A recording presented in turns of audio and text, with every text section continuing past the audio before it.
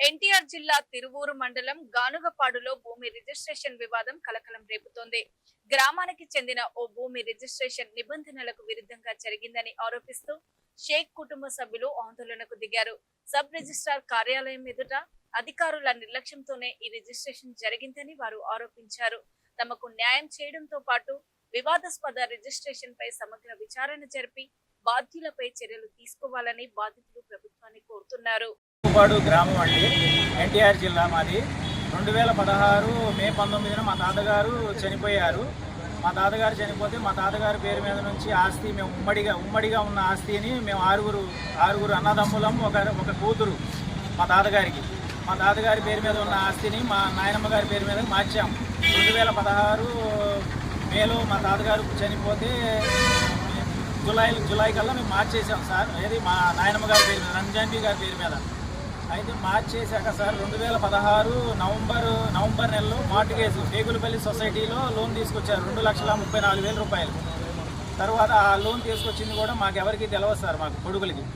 తర్వాత 2016 నుంచి 2026 వరకు దాదాపు 10 సంవత్సరాలు, నవంబర్ నెల వస్తే 10 సంవత్సరాలు పూర్తవుతుంది సార్. దాని మీద ఏది లోన్ తీసుకొచ్చి మార్టిగేజ్లో ఉంది ఆ లోను. ఏది ఆ సర్వే నెంబర్, 3 సర్వే నెంబర్లు ఉన్నాయి సార్. 408, 450-1, 449-1. ఈ మూడు సర్వే నెంబర్ల మీద మా ఏది మార్టిగేజ్ అనేది టేగులపల్లి సొసైటీలో ఉన్నది సార్.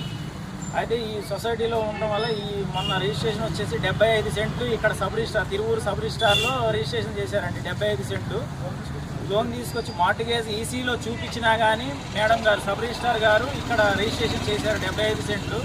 అలాగే మేము మా తాతగారికి 7 సంతానం, 6 కొడుకులు, ఒక కూతురు.